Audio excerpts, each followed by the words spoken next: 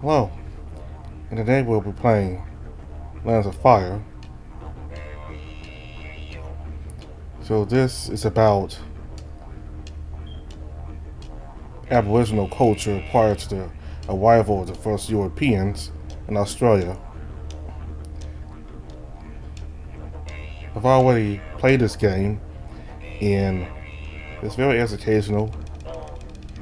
Get to learn how people in Australia lived before the first Europeans came. So we'll go ahead and begin. Night no longer exists. The wrath of the Sun Woman casts all of the land in eternal daylight. Keeping track of time is still possible by watching the saddles, and here on the coast, the tides is still an uncertain science, of course. Regardless, the elders have decided that today is the day I become a man. I wake up to the same bright midday glare that has drenched the sky for who knows how long, safely sated by my gun, safely sated within my gunya. I wash myself with a water culamon and chew on some wattle bark to clean my teeth. As I dry myself, I then use another culamon for a white ochre and we apply my body paint, forming stripes and patterns over most of my body. I use the water bowl as a mirror, carefully checking my patterns as to look proper for the Coringo. As I finish the last touches, I hear footsteps, and sure enough, my sister enters the gunya. And here I thought I'd have to wake your lashy ass up. You look fantastic, by the way. Thanks. It means a lot to me. Then again, I'm your sister, so maybe I could just be saying that because I love you, you're actually all messed up. Then I'll tell the elders it's your fault for lying to me, but don't you worry about that. I know I look fantastic. Truly the most humble of all the UN. Why, thank you. I work really hard to be less arrogant and conceited. I do that by learning from you. Is that so? Quite. I always ask myself, what would my dearest sister Goodity do? And I do the opposite, so thank you. Goodity rolls her eyes but doesn't respond. Upon seeing her expression, I decided to not say anything either. We weren't very close as children, but after that drought, we became the only family that mattered to each other. The elders say we basically weaved ourselves together, and for a while, we rarely would be seen apart. Yet now that she became a woman, we saw each other less and less, as we needed to fulfill, or in my case, prepare for the roles men and women have in society. Nothing would make this Coringo anything less than a moment I've always waited for, but there would always been a bitter sweetness to it, as it almost made the bond we regained pointless. I prayed to Drumalum that should either of us get married, it would be in the same tribe, be it UN or any other nation with a Thylacine kinship. It doesn't matter as long as we get to see each other. I can't bear to lose her forever. Well, I'm ready. You'll have to take Mama's place in the Coringo. Certainly. Let's go already. We walk to the Coringo grounds where the rest of the tribe is waiting. Large mounds circling the stage were built for Baiman, the god of the sky who bears witness to my performance. When you endure, wave at me and come right out to us. Bendea, nervous? No. Oh, you so are. It's okay, Gudabang. It's our Coringo too, remember? So just laugh at our failure in advance. Hey, thanks guys, but please don't screw things up for yourselves just to make me feel better. Not playing to, mate. Not even you are worthy the glory that this will bring to me. He says that, but I see it in his eyes that he'd throw everything away from me. Ringu is without doubt my closest friend, having been with me even before I patched things up with my sister. He always does everything he can to make me happy, and that will include watching his own initiation into manhood. and I feel twice as nervous. Hey, they're lighting the fire. It's gonna start soon. Sure enough, men begin to wave the bull warriors, signaling the presence of the beloved Zerubbabel as he joins his father in the heavens as a witness. Or at least he would if the sun woman hadn't cut off the world from the night sky and thus from access to the spirit world. Thus, it's as if I can still hear him in the music. It drones in my skull, vibrating within flesh and soul. My sense of self dissipates as if I died and became one with the universe beyond space and time. This follows neatly into the first part of the Coringo, the dance. Men and women dance together for a bit, lose ourselves in the music. A few men shout, ending the first stage of the Coringo. The next stage is when I, William Dewar, and a few other young men sit in the front of the fire, so close as to make us sweat. Standing up behind me is Goodity, taking the role of my mother, while behind William Dewar is William's mother. The women that aren't with their charges put on bows and rugs to cover their eyes, and another shout prompts the next stage. I, William Dewar, and the other young men dance once more, now sweaty and shaken by their oppressive feet. We dance near the fire. Our stamina pushed to its limits. Occasionally, you can hear the crackles of hairs flying into the flames.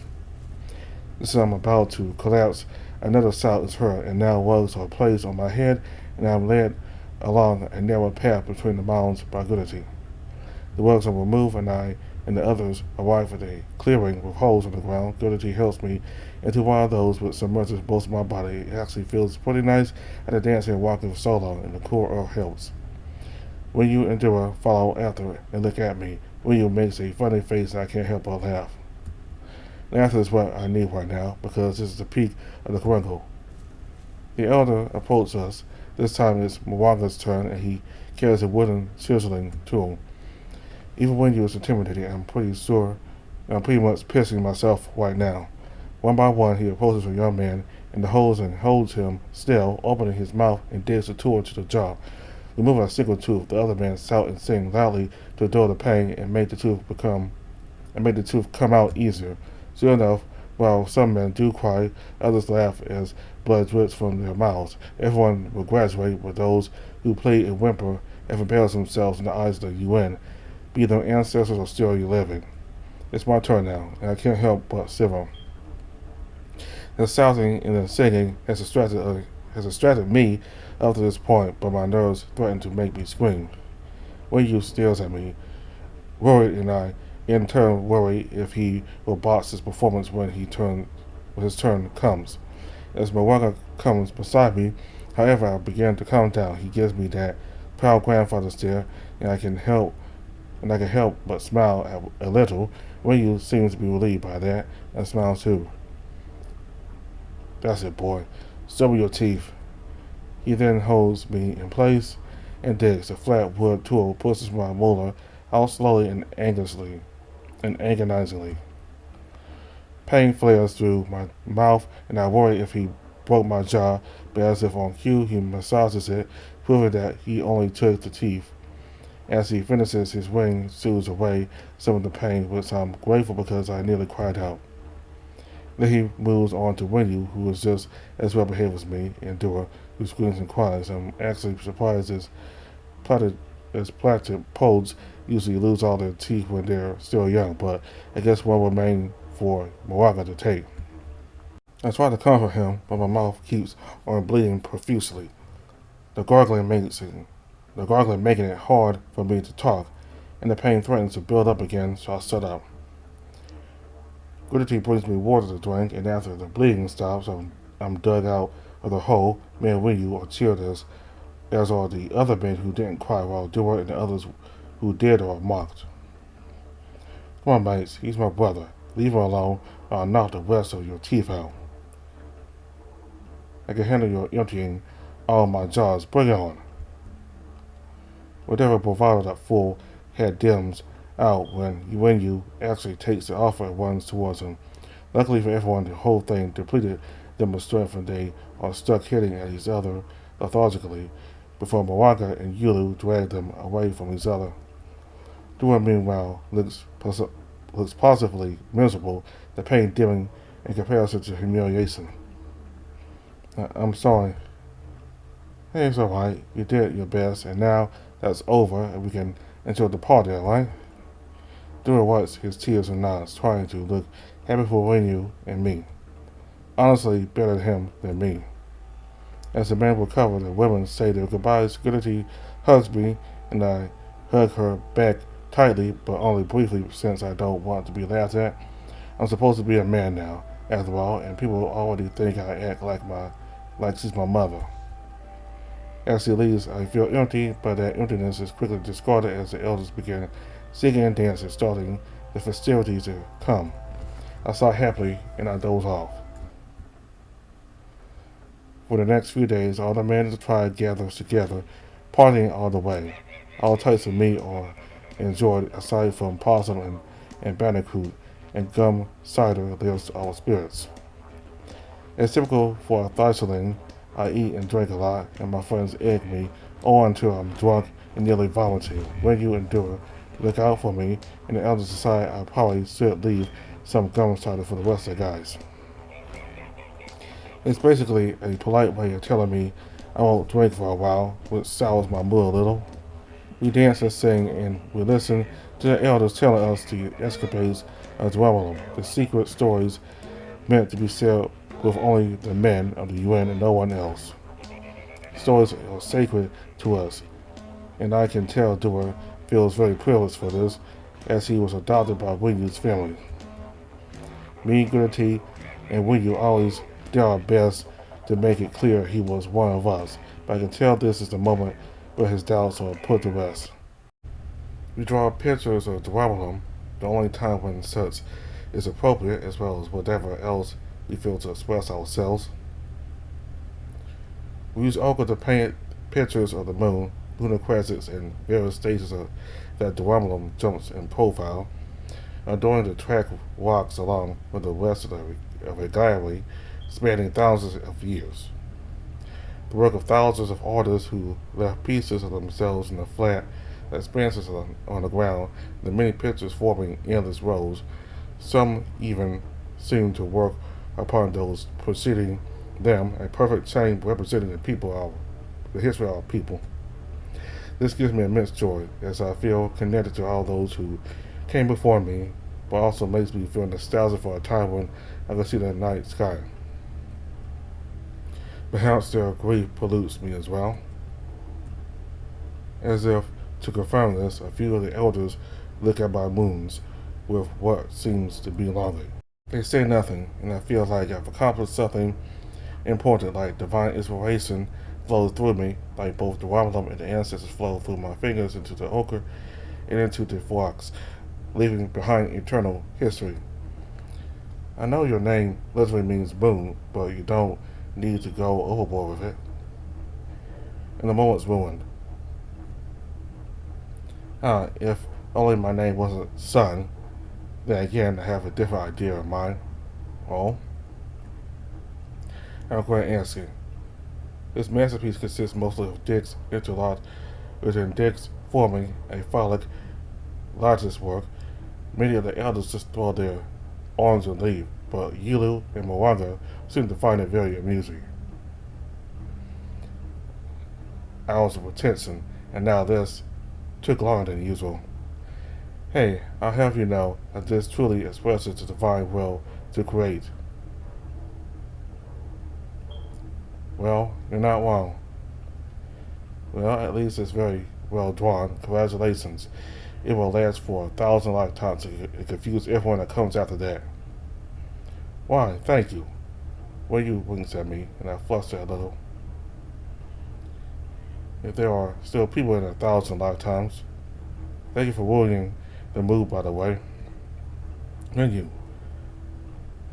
That ease could have gone. I did bring Seven Sunlight to a pleasantly stated conversation. Kill on for now. Yulu seems like he wants to say more, but doesn't, and leaves with Moraga. They're hiding something, and anxiety begins to crawl within my chest like hagfish of a whale's corpse. Hey, you alright? They're hiding something. which they'll probably reveal at the meeting. Come on, relax a little. You're way too stressed. When you hug me, I feel a lot calmer. He has a wonderful way of soothing people, which I can only imagine to be truly helpful, as both me and Dora are handfuls. Feeling better? Always. I nose against him and let him sit us down near some rocks. It's clear by now that we have feelings for each other, but for some reason neither of us has taken the next step and admit we love each other more than just as friends. It's infuriating, especially since Windu's the one to always go with the flow and all that crap, yet he gets cold feet about this. It tears at me on the inside, but I decide to let go of that grudge for now. I kneel before him and open his possum pelt rugs. Right here, huh? You're the last person to complain. Besides, I want to get even and relax you instead. When you swears and lets me suck him off. Eventually, the Korongo festivities conclude with the whole reason they exist in the first place. When you do it, and other young men are now partaking in the men's meetings to decide the fate of our people. Another stage has been erected, still with tall mountains, but more tucked within Mount Galaga's forest. Yulu sounds a bull and sings a ritual to keep the concealing enchantment strong. A sign like coats or meeting stage, making it look as if underwater, only UN men are able to find the place to see and hear what went on inside. I already had a feeling things would be heavy, so I'm not surprised to find so much tension in the air as I enter the stage and sit beside my friends. Everyone's here, let's begin. This Korongo was rather favorable to us, though I feel you couldn't help yourselves. Most brave the pain and laughed at it in the face. We UN are not a warrior nation, but our tribe might as well be one now. Damn right. Many young men cheer and howl, and for a moment it almost seems like the tension's gone, but it stays within me as if I was its host, until it dominates the stage again, as if it poured out of my body. Ringu seems to read my thoughts and holds my paw, trying to comfort me. He motions for me to lean against him, but I remain still, listening to the elders. Not even here in our coves have we been spared from the Sun Woman's monsters. Williams patrol our waterways, leading us only to see the fish in and deal to drink. Yaramaya, who takes our children and twists them into their own flesh, Garkane, flying over the very heights of our sacred mountain. Durgo comes from Mount Galaga itself. Even her black and red dogs have taken some of our own for her to devour personally. The UN as a whole have held out better than most other nations. We have hidden ourselves and coated our weapons in ochre, but this is only barely enough. We are fragmented and dwindling. Soon our tribe will be overrun or trapped and starved. Amongst painful memories returning to me. William notices and hugs me, and I lean into him, trying to fight back tears. Which is why you were happy about us being warriors. Poor idiot. He tried to lighten the mood, but failed miserably. Still, physical strength and endurance will help, but they will not save us. Rather, our warriors will be the ones to use their strength and endurance to travel to Blizzard Brim and seek allies there. Do you think the Blizzard Mara will help us? An elder and bitter dragon sighed. It is our only hope. We don't need him. Let's just slaughter the monsters and kick the Sun Woman's ass. Who's with me? No one is. Most men will stay here to fight, but we will send a small delegation to plead for help at Blizzard Brim. Too large a group will attract the Sun Woman's attention and require too many resources. So 3 men and a woman will travel by sea to the Blizzard Mara source. With no complications, he will be there within a few days. Wait, a woman? The others looked down grimly. There's always the possibility that our people may perish here, so our culture might have to survive in exile. The men will have to marry continue the UN total lines of our tribe the woman the woman will carry our religion in ways. Nice abroad to beg on the way before getting some sailors preggers or men.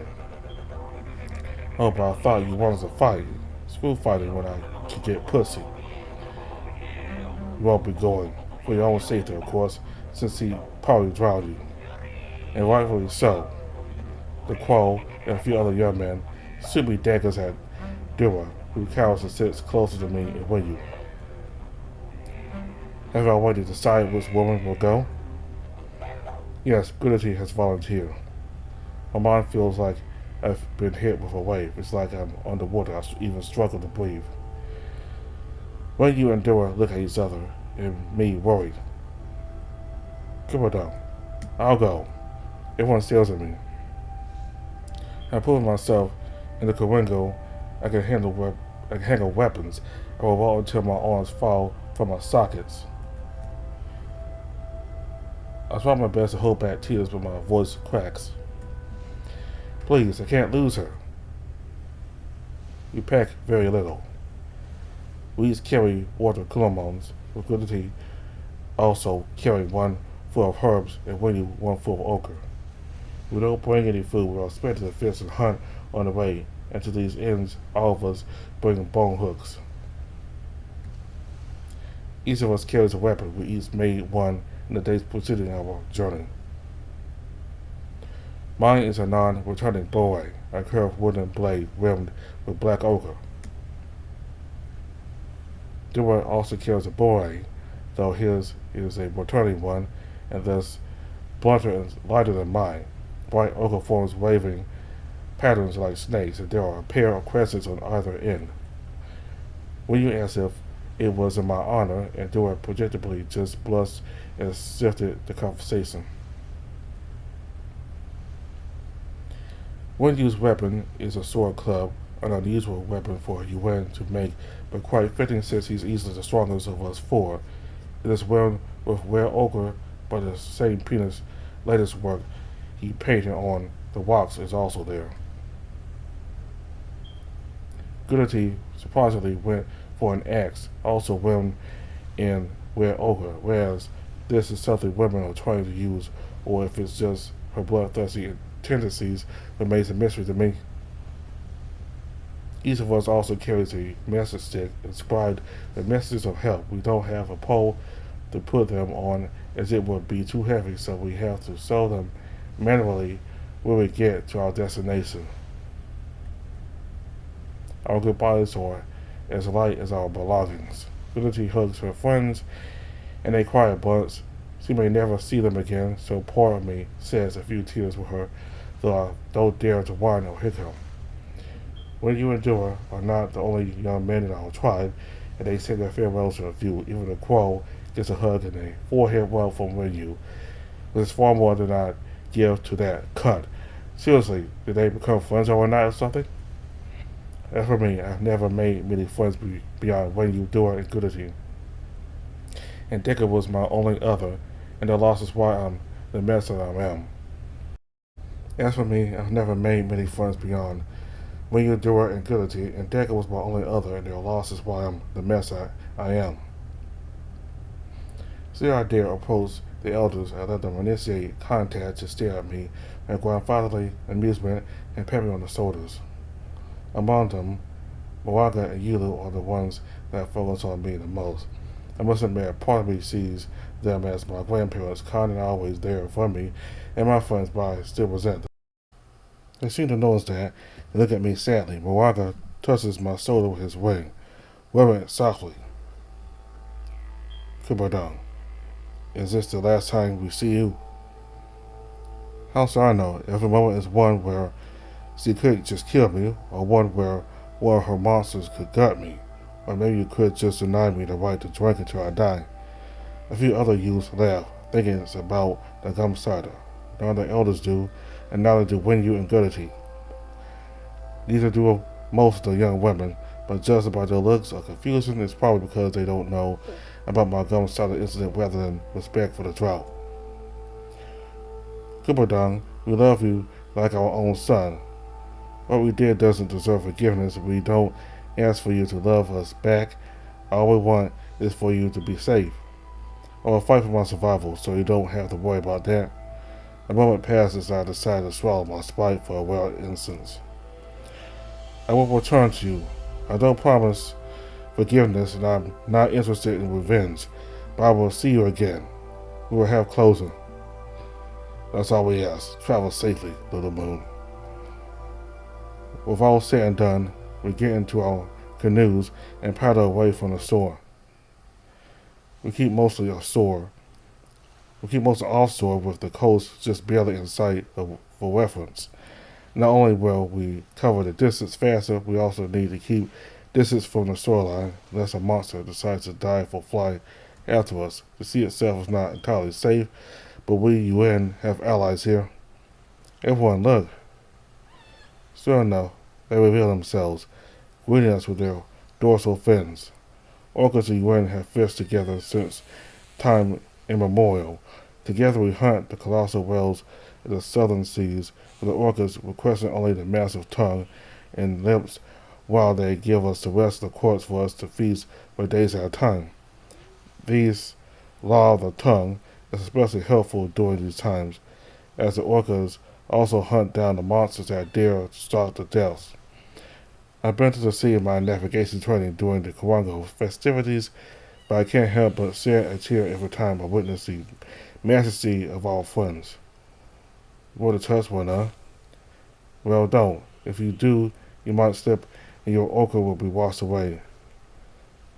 So let's get them to come closer. We attach the prow of his canoe with his row, and sure enough, one comes to investigate. I place my fingers in its smooth skin, carefully balancing myself as to not drop out of the canoe. Careful, Kupadon. Calm the fuck down, Dora. I'm being careful. And just like that, I tip over and fall into the sea. How we always forget you do the opposite of what you say. But seriously, we only have so much ochre. I climb back on board and wing you pedals closer so he can inspect how much of my body paint I lost. There's still a bit left, but it's best that I put some more on. You know, I could make you dry faster with my body heat. Yeah, genius. Like there's enough space here and someone else on your canoe to keep it steady. If your canoe goes down, we lose all the ochre.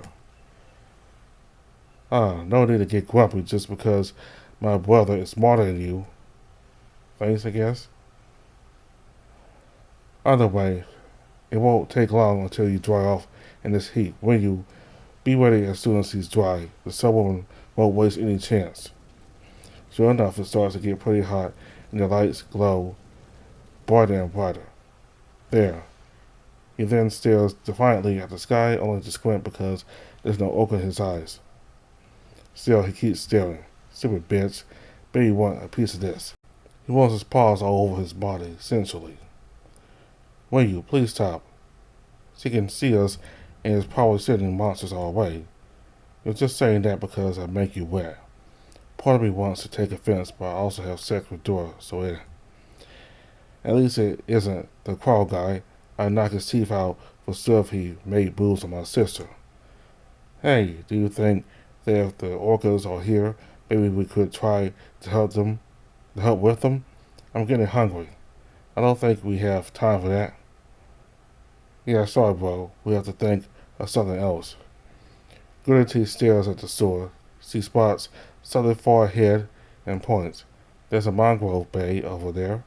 We could try to first to collect something, then get out as soon as monsters show up. I don't know, that seems very risky.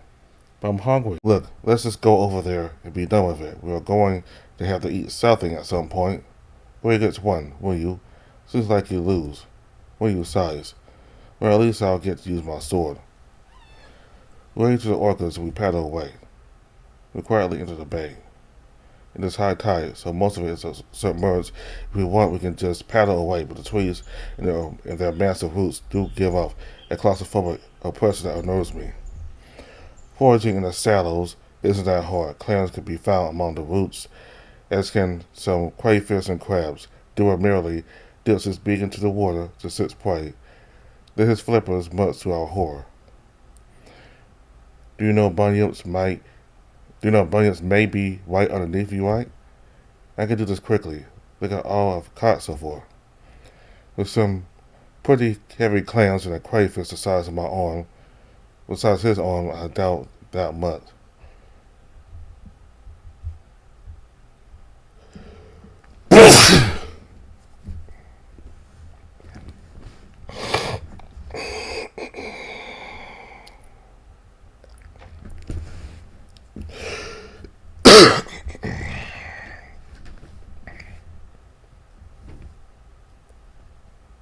Look, let's just go over there and be done with it. We're going to have to eat something at some point.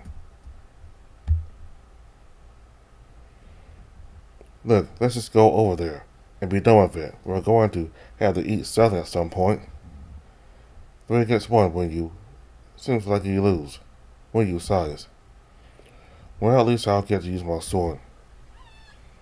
Wave to the orcas and we paddle away. We quietly enter the bay.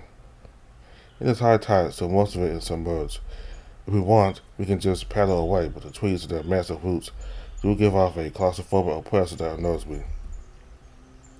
Foraging in the shallows isn't that hard. Clams can be found among the roots, so as can some crayfish and crabs do are merely.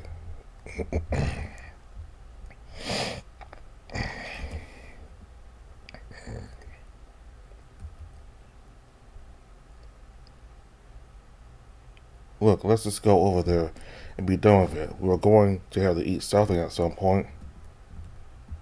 3 against 1 with you. Seems likely to. Look, let's just go over there and be done with it. We're going to have to eat something at some point. 3 against 1 with you. Seems like you lose. When you size. Well, at least I'll get to use my sword. We wave to the orcas we. Look, let's just go over there and be done with it. We're going to have to eat something at some point. 3 against 1 with you. Seems like you lose. When you size. Well, at least I'll get to use my sword.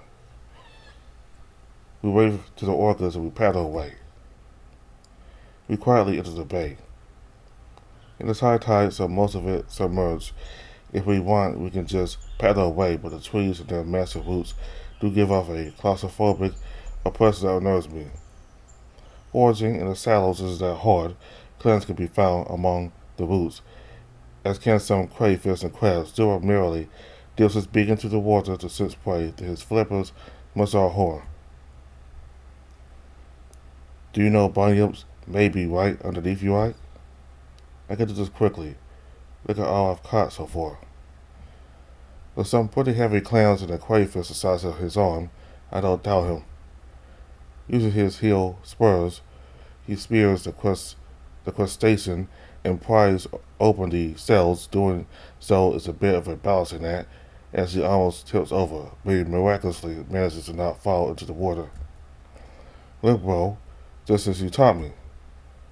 With your heels instead of my teeth, would have been prouder if I wasn't fearing for your life. So much for being the relaxed one. He handles the crayfish to win you. It's his favorite food, and Dora's venom normally isn't dangerous to consume unless you have wounds on your mouth. That's a tooth socket healed. I've been eating crayfish Dora catches for me for almost a week now. His venom gives them a pleasant flavor. You should try it. I'll pass, while Dora passes me those clams. Won't you? Just one. You deserve the rest. Sure. Here. It's the most white. He handles me a particularly large oyster already pried open. I salivate. Goody, pass me those lily leaves and your kulamon. That's the magic word. I'll knock your canoe. Not quite. Seriously, don't push my luck. Fine, but only because you're drooling all over your body paint. Yeah, this way our ochre will be gone soon. I know what's mine. I'll just take the lily leaves and sell them on the oyster. After a while, I'll then slurp it out of its shell. It ends as soon as it began, but those few seconds were the epitome of earthly pleasures. You want another one? I'm still a bit hungry, but no, eat them yourself. There's not enough lily leaves to flavor all of them, and besides, you need it the most out of all of us. Okay? When you're good at it. Up for some fisting? Fuck yes. Well, I can find you fish with my beak. No, you already put yourself at risk by dipping it at the clams. We can find fish of our own. But you won't be as fast, besides it's not like there are any. Well, look above. Perched high in the canopy, a Yaramayahu stares at us, its disgusting slippery red skin glistening under the light of the sun. Its luminous blinding eyes so clearly who its master is. If we play dead, the creature jumps at him, knocking him out of the canoe into the water. Dua! Jumps out of his canoe, almost knocking out our supply of ochre, which I decide to rescue in my own canoe. I take his message stick as well. Gertie follows after, putting her herbs and message stick on my canoe as well. I put everything in Dua's canoe and dive in to help. Dua's body pain has pretty much dissipated in the water, irritated the Yaramayahu, who tries to escape but is prevented by Ryu's sword. With a single strike, Ryu cleaves through the monster. Soon Gertie shares a few strikes with her axe. Though burned by ochre in all directions, the Yaramayahu is surprisingly resilient, opening his bisected jaws to latch his tongue onto me. It burns on contact with my skin, but it is still very damn strong and drags me closer to it. Luckily, my boomerang slices it up. Hissing in frustration, the monster's blistered flesh tilts and turns, blood spilling all over the water. It's trying to get distance between itself and the ogre. Our body paint has almost all been washed away. We have to kill it fast. A mass of its malformed flesh attacks to it, enveloping him. Now you've done it, you silly Bustamere frog. And just when he is about to strike, the creature groans in pain and releases to her. My venom. Quick, before it bleeds it away. Sure enough, the Yaramayahu is bleeding profusely again, but I stab it with my boomerang. I cut deep, slicing the monster apart even more. It seems to finally die, but we are not taking any chances and run back to our canoes. What about my fishing hook? It got lost in the water. We'll look out saving everything else we got. Let's move. As we paddle away, I swear I hear wing beats, and the others must have heard them too, as we all was out on the mangrove. None of us is sure for how long we travel. Judging by the tide's Gertie, Ryu and I reached a consensus of 2 days, but according to Dua, it might as well be a year. We rarely make landfall, except to resupply our water. Freshwater bodies might be full of bunyips, so we mostly just collect dew on the moist coast and offshore isles. In the 2 times we had to do this, we decided to collect shellfish, stay as little as possible in order to avoid other monster attacks. Water and food are thus just enough to get us by, but sleep is becoming a problem. We should probably take turns, like a single person sleeps while everyone else paddles. We can use our bone hooks to link the canoes. It's not like we're using them anyway. Oh, that way we don't get separated from each other as well, but it would add additional drag and weight. We're going against the current, so several holds together might help it resist that. So it is settled. Now we have 3 hooks. We could have saved mine. I'll link the 3 canoes of my own. We need easy access to ochre and herbs, so it makes sense for my canoe to be the middle one so we can pass things around. And we put Adulas on the back. What? Do you want to be the one paddling for all 4 of us? We'll pepper you, little bro. It still sounds unfair. Well, get some sleep and then you'll feel much better. Dua grumbles something, but is quick to lie down and fall asleep. We carefully paddle as we aligned our canoes and Goodity and Wenyu used their hooks to connect to mine. Once the three-hull canoe is set to give my hook to Wenyu and dive into the water, aligning Dura's canoe with mine, Wenyu, who took my place, puts the final hook and he pulls me out of the water into its embrace. Second time you get wet today. If you had a pussy like Goodity's, what would even be the point of putting an ogre in you? It's small enough to duck as Goodity hits Wenyu's head with her roll. Wenyu promptly returns to his canoe, careful to not throw me overboard. Why do you have it out for me anyways? You don't even know me. He's not? Good. You're the only girl here besides the flame of death right above us. You're easy to pick on. Well, pick on someone else. I'm also going to sleep. Oh, come on, you expect us two to paddle for both of you and Dura? Sleep walks, business talk, see ya. I seriously doubt she fell asleep quickly. Just tested us, but the result is the same. Now we and Wenyu have to paddle harder. You can sleep too, you know? And why would I do that? You need to relax. You're getting very cranky. I can handle this. Just let me paint you again. I want to protest, but I don't find it in me. As his fingers trace my chest, my arms, my face, he paints me like he paints the rocks. It's wonderful. It's a wonderful feeling to be scolded by him in this way. I let out a yawn, and he hugs me, nuzzling me. Sleep well, okay? Everything will be fine. I carefully slide off him, laying in my canoe. Everything will be fine. In the era before the sun, the world was dark. Gods and spirits walked the land, sculpting the rivers and the mountains, spreading deserts and digging billabongs, becoming rocks and lightning, and even creating in Napatra the strange things from which all life descends. But all divine or mortal are afflicted. Hearts cannot grow, so the people starve. A mother, Kookaburra, tends to her child, her feathers disheveled and broken. Eventually the child begs for food, and the Kookaburra flies into the darkness. She returns with meager sustenance, some rotten yams, a wallaby that's more skin and bones than flesh, but she is overcome with a new hunger. The child wanders off while she foraged.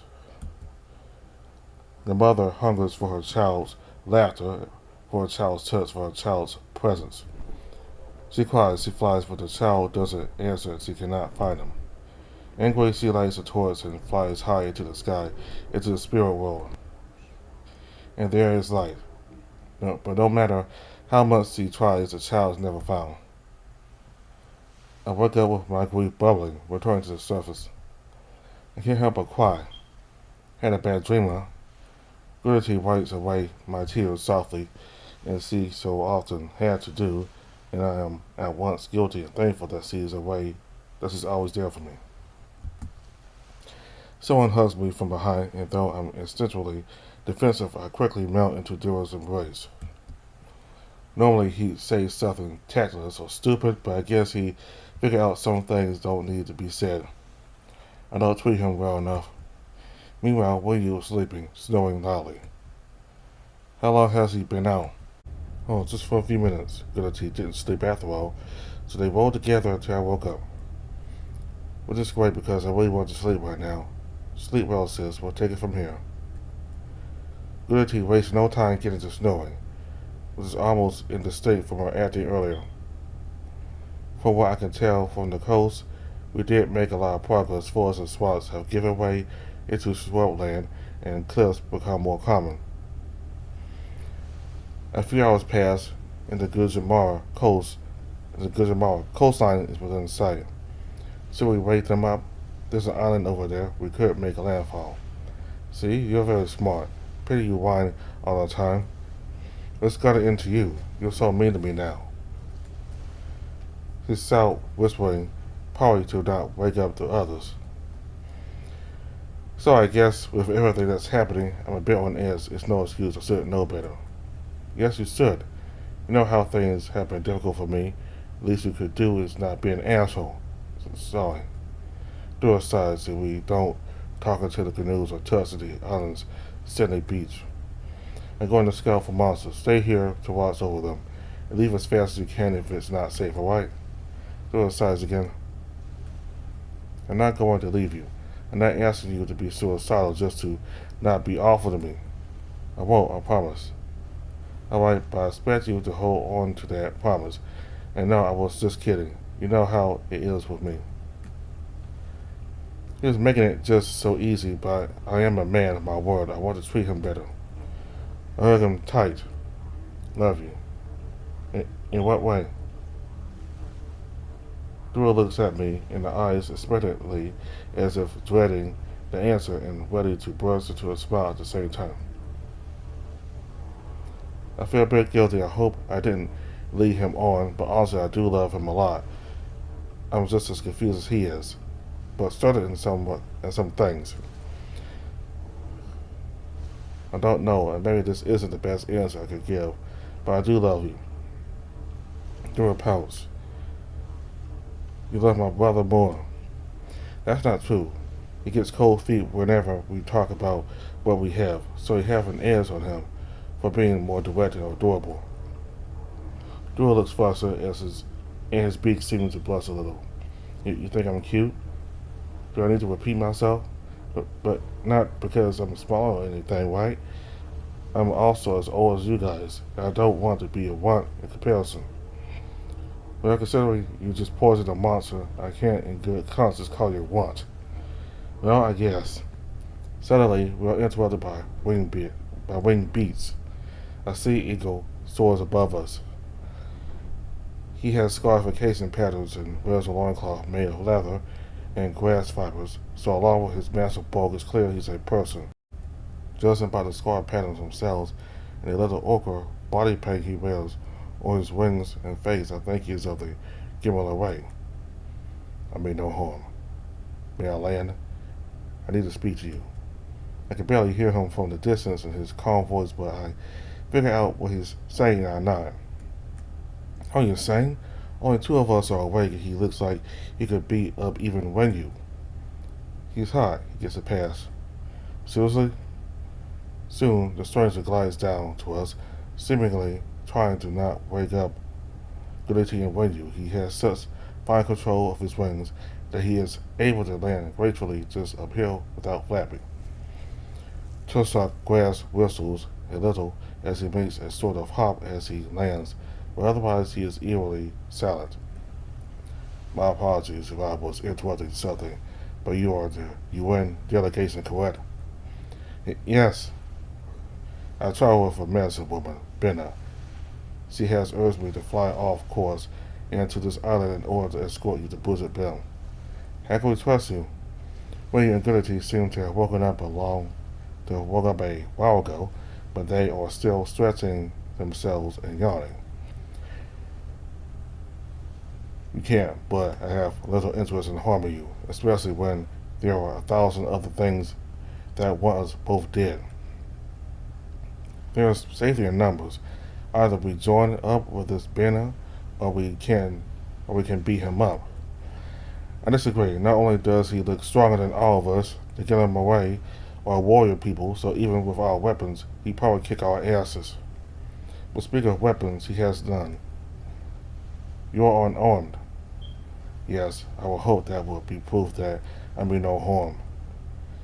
It could be leading us to an ambush. I understand your suspicions. I'll leave you to decide on whether to trust me. He takes off once more, taking advantage of the island's slight inclination and breeze. He flies to the mainland beach, where he is indeed accompanied by two figures, hard to make out from here. So, should we trust him? We might not have the advantage of numbers as we previously thought, but I think he was telling the truth. I see an old medicine woman there, probably also Gimel away. Wow, how still have better eyesight than us. But that still doesn't mean anything. They could be planning to kill us. Think about it.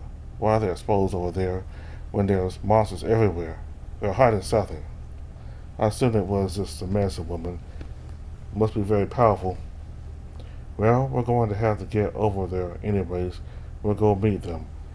We just won't be fools about it. We get back on our canoes and paddle across the strait. Since we are not resting, we decide to remove the hooks, as they might be useful as additional weapons. Indeed, there is a medicine woman, an old guana in Gimelaway Gorps.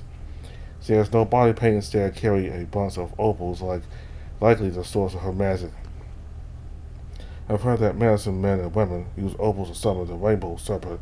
I didn't know the Gimelaway were among the people who worshipped it, but I suppose it is widely worshipped across the land.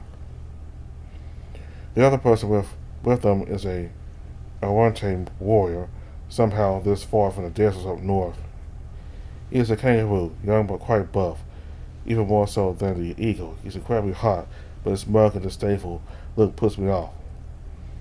Curiously, though, he too has no weapons. Magala, by contrast, now bears a Helaman, sailed Kate, and yellow ochre. More for defense than attack, but still makes more sense than being completely defenseless. We make landfall, weapons on our waist. So we are all united at last. You were spreading us? See me as go, of course, all the way to the south for you weak shits. We could have been in Blizzard Blim by now, but apparently we have to watch over children instead. Parole. If this is a so-called UN delegation, then your people just are too weak to keep on leaving. Who the fuck do you think you are? Our people are dying. You joke about it? No, I don't need a joke on this occasion. Me and Goodity bear our weapons, but he doesn't seem the least bit intimidated. He scowls almost as if two people aiming to kill him were just flies to be swat. What do you think you're doing? What do you think you're going to do with those toys? As I've mentioned, you're too weak to survive, let alone know how to use those things properly. The more I stare at that smug face, the more strength is sapped from my limbs. He smirks cruelly, so much more sure of how weak and pathetic I am. Please, Kudabon. Tears run down my face, but I find my strength. My boomerang is pointing at that smug asshole's neck, and he actually seems impressed. Everyone else gasps. Not bad. Not many people can withstand a Godichas well. So you call others weak, but you hide behind magic? He scowls at bait more in amusement than defense. No, my arts are aside my strength. Ever since my tribe was gutted like fish I had it in me to seek revenge. Strength of the body and strength of the mind complement each other. One can't truly exist without the other. Bullshit. It's true, and you're just starting to find that out. We're obviously still too weak to be at my level. And with that, he swats my boomerang away. This seems to be the final straw for the eagle, who says his usual stoic calm, but his usual stoic calm for pure anger. Perot, you do realize we need allies, right? Why do you always act like this? I just don't see how a bunch of skinny, whiny joeys from our defunct people are going to be useful to me if I don't toughen them up. For someone who thrives on comparing others to children, you're the only child here. I hate when you act like this. Talk to me when you calm down. The kangaroo walks away smugly, while the eagle looks like he's about to eat his own eyeballs. What an asshole. I'm sorry for my friend Perot. He's, well, very difficult. I can't really promise he'll get any better, but he is on our side. Did you even listen to what he said? How is he on our side? He doesn't even think we deserve to live. The eagle sighs. This can't be easy for him, and so far he has been pretty reasonable, so I feel sorry for him. As he said, his tribe was slaughtered by Papadijuwawi. He wants to see if the Guzamawa will lend warriors to Mapardwick. I do suppose he might see you as competition, but if you get your way, he'll likely get his as well. Assuming he can think that coherently. Do you lose your people as well? Good, will you? While me, Goodity, and Dura still seethe in hatred for Perot, you only want to help others. You don't deserve us. Yes, my tribe has been purged as well. but my presence won't do much good to the Glimmerway Nation. Then fighting kills as many monsters as people. So why are you here then? To escort Benner to the elders, and also to argue for both you and Perel. That's good to hear. I thought that we trust him. But for that, we need to know your name. My name is Bangala. We already know your names. I recall the wings we heard at the mangrove. Were you spying on us? No, we did almost meet at the mangrove, but you were in a hurry, and meeting you when you were still fighting might have made things worse, so I decided not to do so.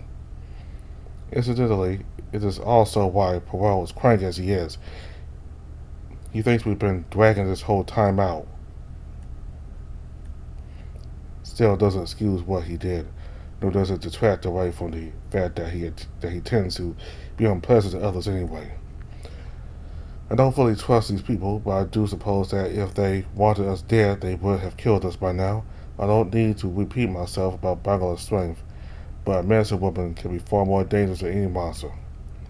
And if she is comfortable going around without Olga, that doesn't bode well for whoever pisses her off.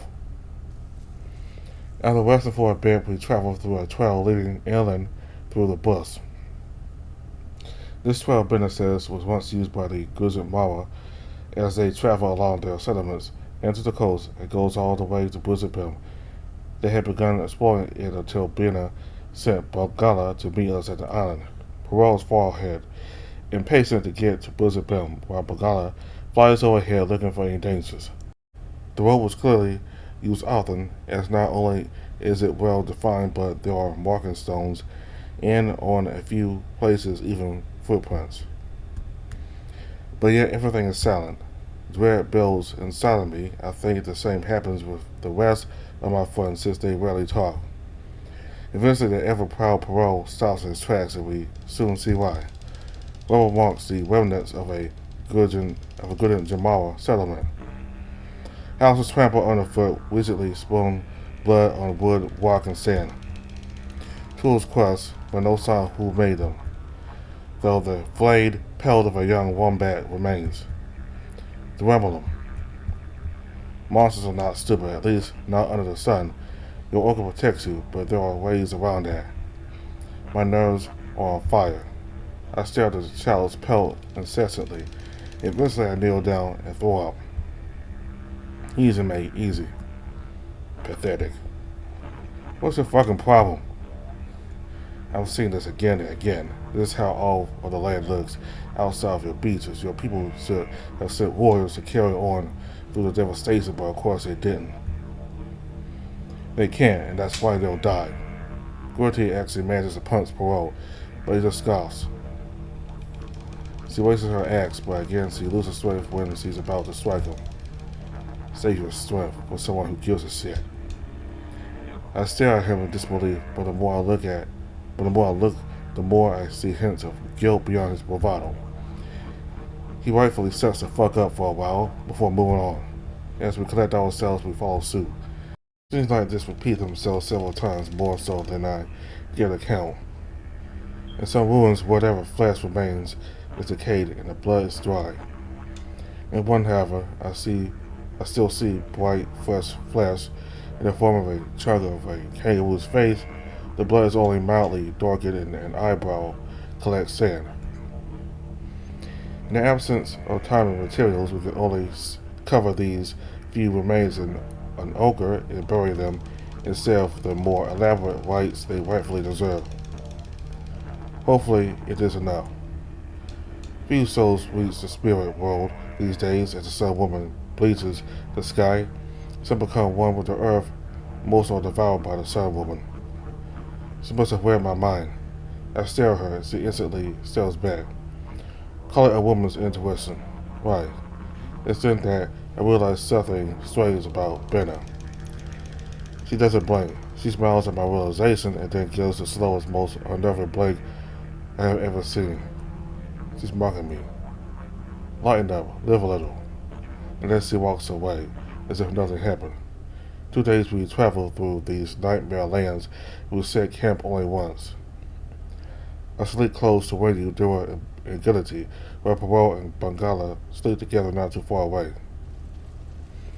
Mina doesn't sleep at all, just messes with the embers. I dream of Ndeko in the drought, and I wake up in tears. Everyone else is still sleeping aside from Bana. They died before she began devouring the people, so we will meet each other eventually. The last thing I want to think about is death, let alone my own. Didn't you tell me to live a little? All things are eternal, little moon. Nothing ends, never ever ends. How do you know that nickname? And please don't be vague. Then I guess I won't. Your name means moon, so I'm calling you Little Moon because you're a dear little one to me. Bullshit, that's what Mawaka and Eula call me. Then they have good taste. And going talking to this woman is like talking to a rainbow.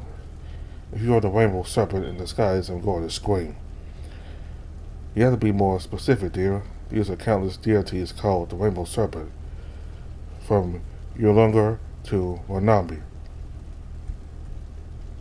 Then you're whatever the Gillimaray have.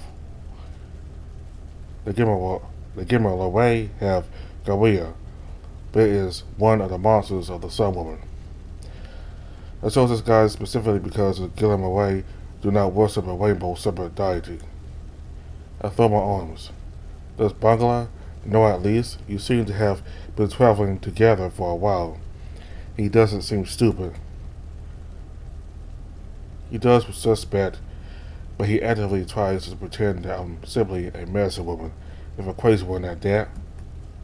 He needs some certainty in his life, as someone receiving guidance works better for him than a god with whims he cannot predict. I can relate, you're driving me insane. Yes, but I'm also making you smile. Sure enough, against my better judgment, this conversation puts me in a better mood. About an hour after the rest awake up and we resume our path, we finally reach Buzit Bim. Buzit Bim was built atop the remnants of an old volcano.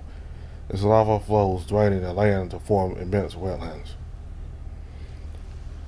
The Gudin Jamaro learned how to manipulate these swamps, building dams, channels, and wells to create artificial lakes and rivers layered onto each other. These lakes filled with eels, which are then caught in strange funnel like nets. Large eels are trapped while smaller eels escape and repopulate. They rotate around these lakes, never running out of fish. The eels are then wrapped up in leaves and smoked or hollowed out leaves. This way they are preserved and stacked up. Farming eels, like other nations farm crops of good Jamara, have an endless supply of meat and as such that can stay year-round. Their houses are large and have stone foundations sturdier than any Gunya. Having enough food to trade, the Gunjit Jamara soon expanded with hundreds, if not thousands, of houses occurring throughout their plain, increasing in number and complexity generation after generation until Buzit Bim became one of the largest settlements in the entire continent. And as more refugees come in from all over, Buzit Bim only grows. And yet the Gujit Jamaro don't seem to suffer for it. They brag that they can feed the entire world, and judging by the content and well-fed people, I believe them. Granted, they soon will be able to feed the entire world very easily, as more and more people are devoured by the Sun Woman. It's amazing. It's too loud and there are too many people. Wherever can find a hole for you to dig yourself into. Bangala has flown ahead to warn the Gunjit Damara of our coming, and sure enough, as we step out of the track, we are met with a large delegation welcoming us. Greetings and salutations. You have traveled far and wide and must be exhausted and in need for a good gum cider and a wonderful stew to fill your bellies. Well, I won't say no to that. So not only are you weaker than twigs, but weak-willed as well. Do you even have message sticks?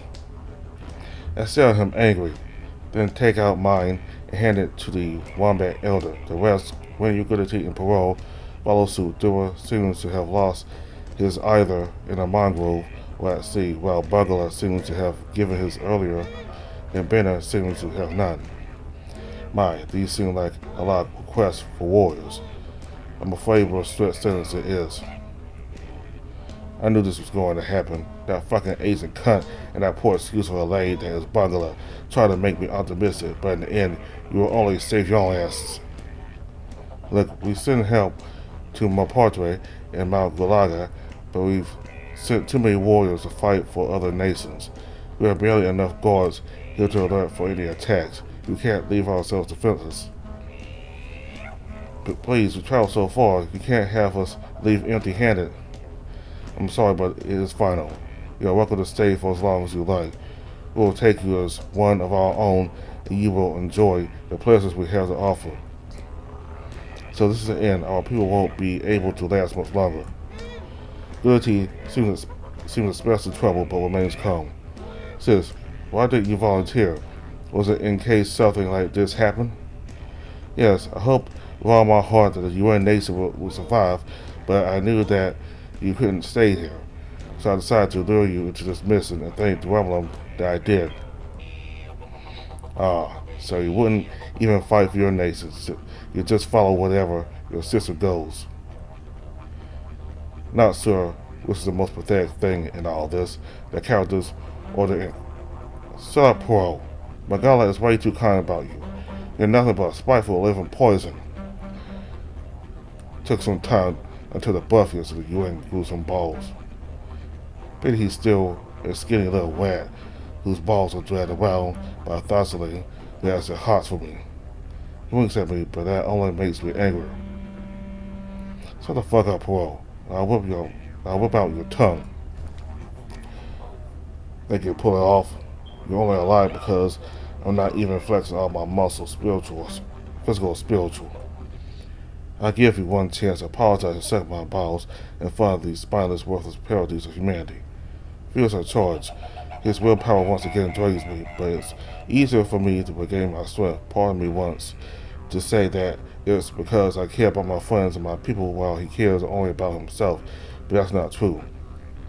I only care for my own survival and dignity while he cares about the people he failed and the people he wants to save at Mapartre. He is repulsive but also noble. Well, I am not cruel, but I'm a little more than a leech. I strike at an angle, but he evades my wooden blade. This gives him the time to punch me in the chest, and I fall to the ground. Come down. When you're good to lunge at Poirot, but they are dwindled and easily tossed aside. Several of the good Jamara warriors circle me, Bugler between them and Poirot. That's enough, Poirot. You lost your case, so stop acting like a child or convince them to not execute you for what the fuck you're doing. But you have to stop. You say that like I'm going to kill him. Well, you did say you were going to rape him in public, so forgive me for not being willing to let you get near him. Unpassed. What? Mate, not going to happen. But I ignore them. I get back on my feet, I lay down my boomerang, and walk towards Poirot. He was clearly impressed with my bravery, but also intimidated. I walk right next to his face before taking a step back and opening my arms. Look at what you accomplished. Almost everyone here is on my side thanks to you, while not even Bugler sided with you. No scars. I've always been alone. What is your point, besides highlighting your weakness? Why people for Mapartre? You know you need support from others, that you can't just do things on your own. Yet you lost all chances of doing so. If the UN are dead, so are the Awante. Poirot says nothing, and judging by his shameful sidestep, it's clear that I've won this confrontation. That was fucking awesome, mate. I've never seen someone take Poirot down a peg like that. If for some reason that this doesn't feel right, can't even enjoy a proper victory. Shut up. During his brief moment of bravado, the short-lived has Poirot scouts, but does nothing further. More than anything, the kangaroo seems unreadable, his usual cocky expression replaced by a blank state. As incredibly entertaining as this all was, it was also unnecessary. I have good reason to argue for warriors being sent to both UN and Awante lands. And what will those be? We elders must speak in private on this matter, dismiss the use, and give it the fucking secrets. Our nation's about to die. I think we're entitled to know what you're planning. For once we agree. Why don't you keep us in the dark? You just had a confrontation over nothing with murder and rape at stakes. Let's assume that both Mount Galaga and Mapadre will survive and thrive, but I will not have your egos burn the whole plan to the ground. Those who told the elders to dismiss us, they all just dismiss themselves. Just as with my people, the Council of Good Jamara may lead by example and give the final say of any matter, but they don't enforce themselves about the use. As such, we could follow them, but we feel bad about it. Winning over parole didn't feel satisfying. I can only imagine disobeying our old folks wouldn't be any better, even if one of them is a god. Probably. Now what? When I came here, they said they had a house for us. Except for Goodity, the local women want to settle you in. Charming, at least it's better than the company I've had so far. She says that, but I can tell she's nervous. Being set on the side with a bunch of women she doesn't know can't be comforting. We could come along and help you settle in. Are you crazy? They'll think we're after their women. Normally I agree. I don't want to give a bad impression of myself. But after all this, I'm feeling both brave and spiteful. So we can go. Also, no business going to be an ass to Goodity when they're distracted by our sexiness. Thanks. Bengala, since none of you knows where our house is, I guess I'll tag along until you're done. Parole scars. Figure you all mingle with women, since I see no man here besides myself. Do you really want to wander around aimlessly looking for our house? If the Gunda Jamara don't find you a nuisance, then you'll drop dead of exhaustion. I come from the desert. Remember, I can handle any day worth of searching over being unmanly. Okay, have fun looking like an idiot. That's where the parole grunts and follows. We'll arrive at a bunch of houses where Bridget Bim's young women live. Though intimidated at first, they soon warm up as Gertie makes her a way over to them and explains the situation. They are rather understanding of it and assure her she can call me over whenever she wants. It's a relief to me, and judging by the looks he gives me for her as well. We are in a strange land and may never return to the home we knew, but at least we won't be apart. Some of the women take interest in us. I make it clear I'm not interested by walking away, and keeping my distance is something about both my sister and a few other women seem to find hilarious.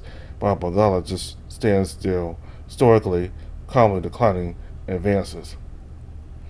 Parole steals a glance or two, but otherwise just pretends they don't exist. By contrast, when you endure are very interested. When you sweet talk several and eventually a Taipon from the Yongu takes one step further and pulls him away to a derelict house where they don't hide their moans and grunts very well.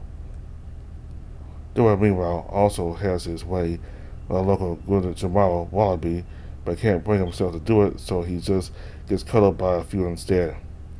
I know I shouldn't get possessive of the brothers, but that's easier said than done. In a moment of jealous spite, I lean on Bengala, but I quickly calm down on his soft feathers. He seems a bit surprised, but doesn't mind. In fact, he soon extends a ring over my shoulder, blanketing me, and my heart races a little. A few women now really seem interested, but I pay them no mind. I close my eyes and nuzzle against them, enjoying his warmth until it's time to go. It takes about an hour to go from the women's side to our house, seemingly on the periphery of Bridget Bim. It was rather recently built, but it is by no means a solid work. It is large enough to fit all four of us and has strong foundations. inside it are Kulamons for water, herbs, and ochre. The herbs are very varied, some of which I've never seen before, but the ochre is of very poor quality, being grainy and dull. Verity had given us the herbs, probably assuming we wouldn't have any when you had kept on carrying the ochre. Mangala and Poirot had ochre and herbs of their own, though in daily bags instead of Kulamons. He poured and mixed contents to 3 larger Kulamons in order to save space. I, for one, am very tired, so I waste no time going inside and leaning against the wall. So we're going to continue next time.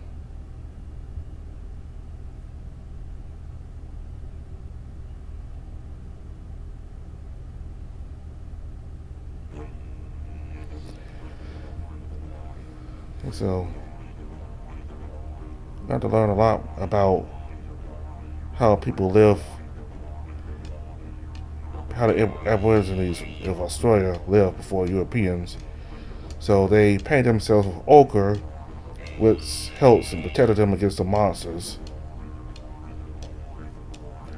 Though there are some cases where the monsters can override the power of the ochre that the characters here wear or have painted on them. So both Poirot and Mangala, both of them have scarification. I don't know exactly why, but I think later on we'll get to know what the scarification means. So we gotta meet Kumadan here, the main character. We gotta meet the others from his tribe, his sister and his 2 other friends. Verity is kind of sassy, sarcastic, and I think he's the strongest one in the group, and Dora, he's the smallest one. He's kind of like the cute one. Well, it's kind of like how a lot of furry visual novels portray the cute one, the small one, and kind of trying to overcome struggles that the other characters easily can handle. So Kutabang has a hostile, certainly has a grimace towards the elders of his tribe for something of what they did. They seemed very nice, but apparently they did something that Kutabang did not like. He still hasn't forgiven them for that, whatever it is. So their tribe is in danger from the monsters, from the Sun Woman, who is ravaging the land. So the elders sent Kutabang, his sister, his friends out to the other nations far away to help with the threat by sending their warriors to be in their aid. But apparently by the time they got to Blizzard Bim, the elders there told them that there was threats then and they wouldn't be able to send warriors to their tribe, which goes against the entire point of them traveling so far. So the elders have decided to deliberate, to have a private meeting to decide what to do. If they decide to, they said the system was final, but maybe they might change their mind and see what they can do. But anyway, in the meantime, Mangala and and Benna is kind of like a Simon, or she might be a god herself, but anyway,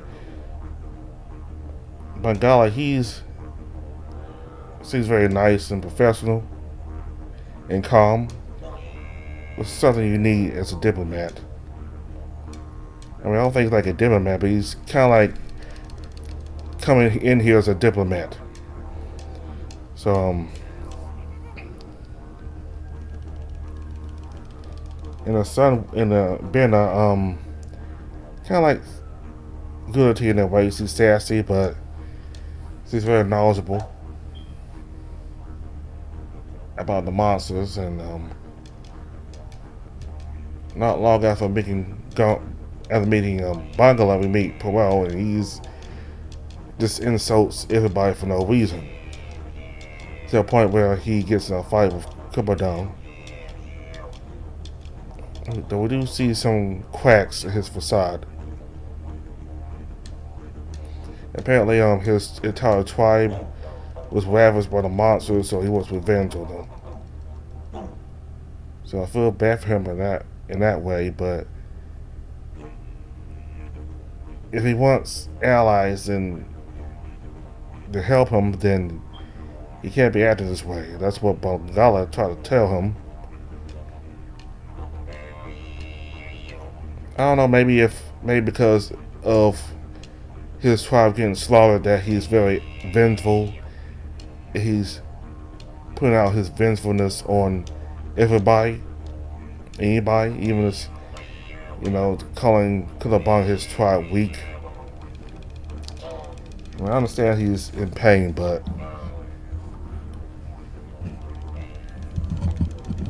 I mean, you gotta kind of have to behave differently if he wants any help. Alright, so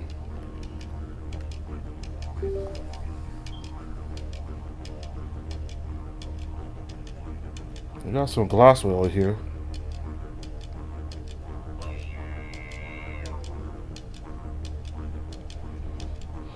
And you can download the game yourself again. Look at all these terms here.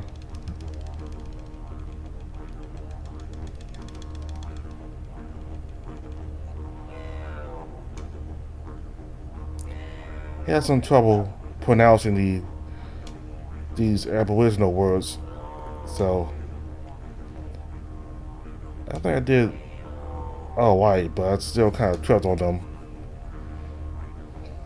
Alright, so we'll continue with Lands of Fire next time. Thank you all very much for watching. Bye.